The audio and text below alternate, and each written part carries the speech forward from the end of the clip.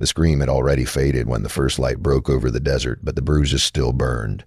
Mara lay in the dust beside a dried creek, her breath shallow, her face streaked with dirt and tears the night before. Brent had hit her so hard she couldn't see straight. He had taken her purse, her last few dollars, her horse, even her boots. Her stomach had been empty for 2 days, and her tongue felt like sandpaper.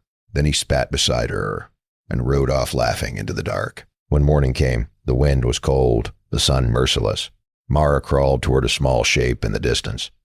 Half buried under sand, an old cabin, abandoned, broken windows, and a sagging roof. Maybe it could hide her from the heat or from the shame of still being alive. She'd stopped praying hours ago. The part of her still hoped someone might find her. She stumbled through the door, her legs trembling. The place smelled of dry wood and ghost, a table covered in dust, a bed frame with no mattress. A table covered in dust, a bed frame with no mattress. The silence was so deep it hurt her ears. She dropped to her knees, clutching her stomach as hunger twisted it into knots. Whispers left her zips. I can't hold it in anymore. God, please. I can't. Her head hit the floorboards, and for the first time, she wished she wouldn't wake up again. But fate wasn't finished with her. Later that morning, a shadow crossed the doorway. A tall man stepped inside, brushing dust off his worn coat. His beard was gray, his hands rough, his eyes heavy with years of quiet pain. Abel Kane had not been in this cabin for over a decade. Every board in that place still remembered his wife's cries. Every nail held a piece of what he lost. It was where his wife had died, giving birth. He came today only because he'd finally found the courage to open that door again. What he found inside wasn't a ghost, and it was a living woman, broken and shaking. He froze up. The sight dragged him back to every memory he tried to bury. Mara flinched when she saw him. Her voice cracked. Please don't hurt me. Abel crouched down, speaking low.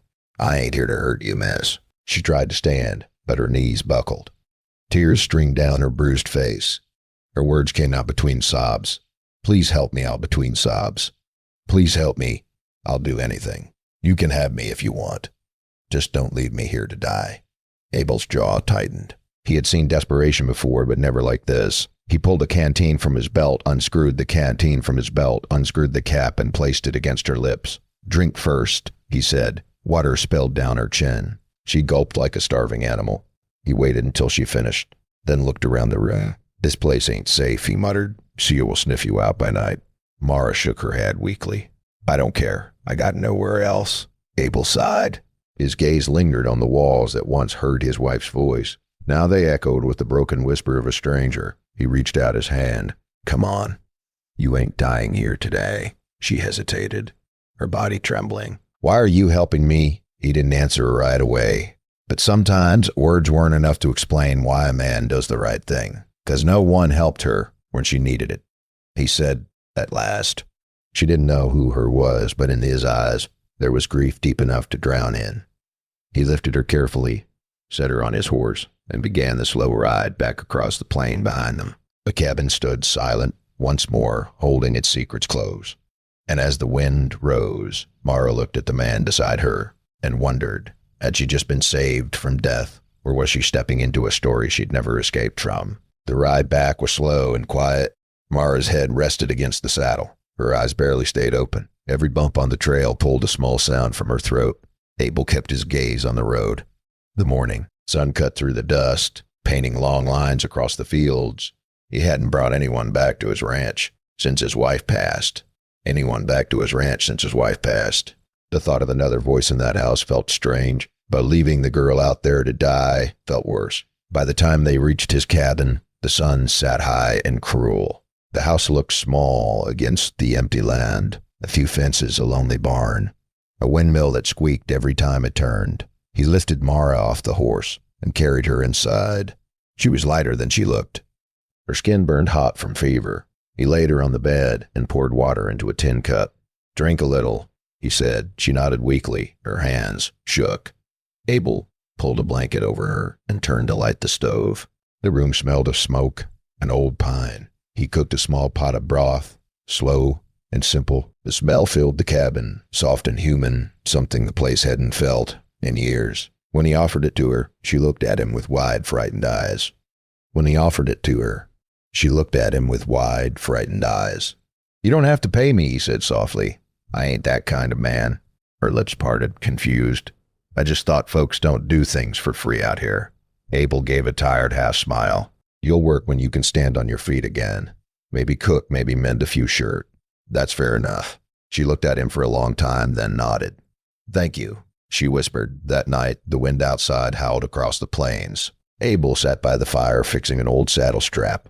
From the bed behind him came the sound of steady breathing. For the first time in years, he didn't feel completely alone. Mara awoke sometime past midnight. She saw him sleeping in the chair by the door, his hat pulled low. There was something about that quiet figure that made her chest ache. No one had ever protected her without wanting something in return. It scared her more than the darkness ever did. When morning came, the air smelled of coffee and rain. Abel handed her a cup, his voice calm. "You're safe here, Mara.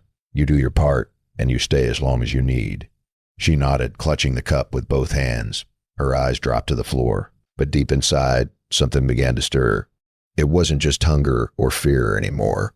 It was trust, small and fragile like the first flame in a cold room.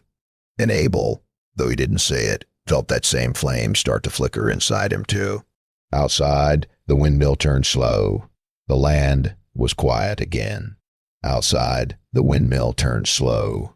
The land was quiet again, but quiet never lasted long in Texas because somewhere out there someone else had heard that Mara was still alive, and he was already on his way back. 3 days later, Mara could walk steady again. The bruises had faded, but her spirit still felt thin. Abel said he needed supplies, so he hitched the wagon and told her to come along. "It'll do you good to see folks again," he said. She nodded, though her stomach twisted at the thought of facing strangers. The town was small, dusty, and loud, with gossip. Every window seemed to have a face behind it, watching, judging horses on the board, and the smell of coffee mixed with dry hay. Abel went to the general store while Mara followed. Holding the list he gave her, for a moment everything seemed calm. Then, a voice she thought she'd never hear again slid through the air like a snake. "Well, look what we got here." Brent sneered from across the street. His grin was crooked, his eyes mean. He looked her up and down, like she was dirt.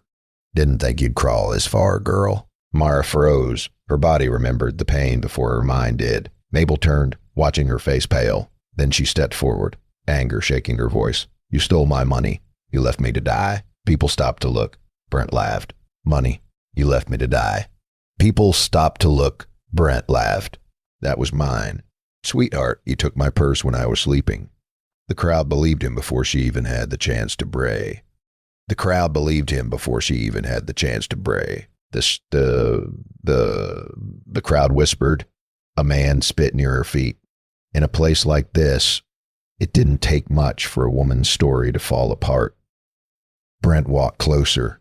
"You want to give it back, or should I take it out of your hide?" He raised his hand. Before the slap landed, Abel's arm caught his wrist midair. "That's enough," Abel said, his voice low but heavy. Brent tried to yank free, but Abel's grip didn't budge. "You got no proof, mister," Brent barked. Abel's eyes hardened. "I got enough." And for a second, the whole street went silent. The sheriff appeared at the corner, boots crunching. "Let go of him." "Kane," Abel did. Slow and deliberate. The sheriff looked at Mara, then Brent. "2 stories, no proof." He sighed. "Both of you cool down, no more fighting in my town." Brent smirked. "You hear that, old man? Keep your strays at home." He walked off laughing, but his eyes burned hate. Abel turned to Mara. "You all right?" She nodded, her lip trembling, but she could see something shift in Abel's face. He wasn't angry for himself. He was angry for himself. He was angry for her. They climbed back into the wagon. The road home felt longer than before. Neither of them spoke, but both knew this wasn't over. Some men don't let go, especially the kind that get beat in front of a crowd.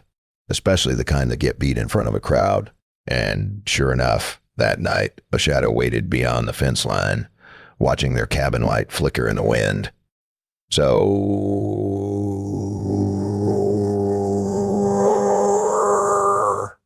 pour yourself a warm cup of tea. Tell me where you're listening from and what time it is where you are. And if you'd like to ride with me again through these wild western nights, hit that subscribe button, partner, because the story of Mara and Abel has only just begun.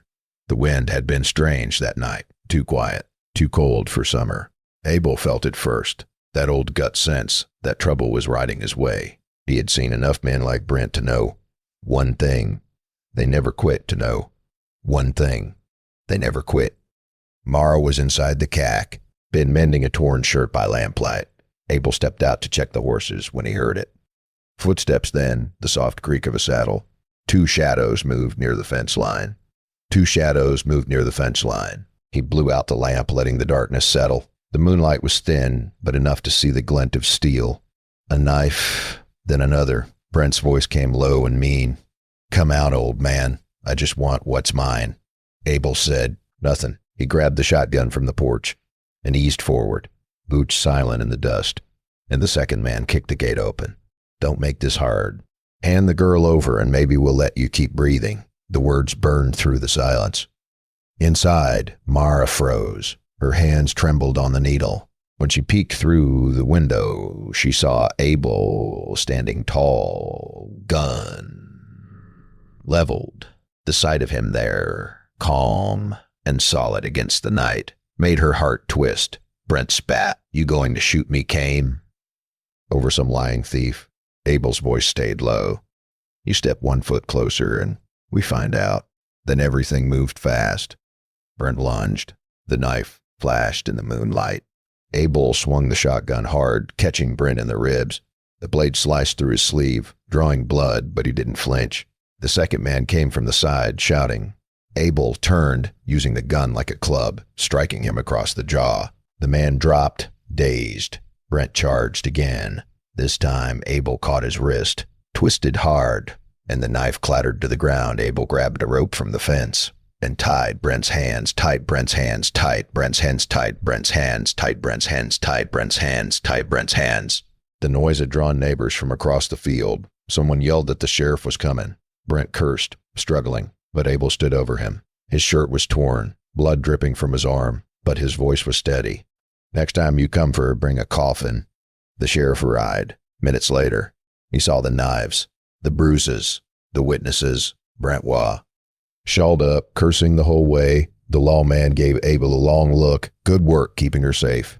"Kane, you ought to rest that arm." When the crowd left, only the sound of the windmill remained. Mara stepped out from the doorway, her eyes wide, tears shining in the dim light. She whispered, "You could have let them take me." Abel shook his head. "Not my style." She smiled through her tears. For the first time, she wasn't afraid of the dark. But as dawn crept over the horizon, Abel knew peace never lasted long in these lands, and what he had just done tonight would change everything between them. The morning after the fight, the ranch was quiet again. The ground still showed the marks of the struggle, but the danger had passed. Abel sat on the porch, his arm wrapped in a bandage, staring out at the open fields.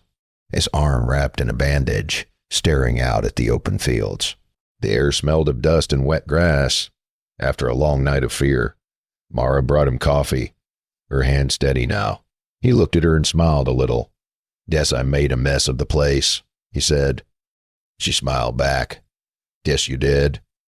But you saved me again." He shook his head. "I didn't save you, Mara.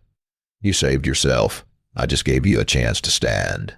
The words stayed with her all morning as the sun climbed higher. She cleaned the porch, fed the horses, and hung the washed sheets on the line. For the first time since she had come here, she felt like she belonged. Later that afternoon, Abel walked her back to the old cabin where he had found her. The door still hung crooked, the floor still scarred with time.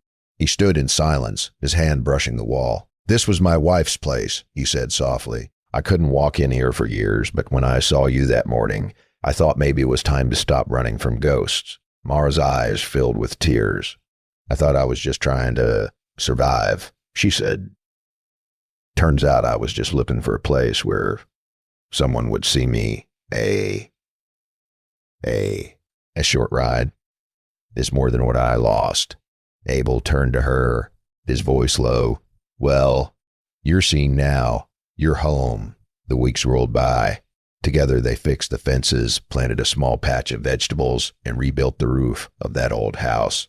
Laughter began to replace silence. Every scar, every broken board became part of something new. Sometimes at dusk, Abel would sit watching the fields glow gold in the fading light. He'd see Mara moving through the barn, strong and sure, and think how strange life was. You can lose everything and still find something worth living, for if you just have the courage to stay. And maybe that's the lesson of this land. That strength isn't always loud. Sometimes it's just choosing to get up again, to believe again, to love again, to love again. So tell me, friend, where are you listening from tonight? Are you sitting by a window or out on your porch watching the stars? Grab yourself a cup of tea, lean back and take a breath. If this story touched you, give it a like. It means more than you know. And if you haven't yet, hit that subscribe button so we can keep riding through the Wild West together. One story at a time, because somewhere out there, beyond the dust and the wind, there's always another story waiting to be told. And maybe, just maybe it's yours.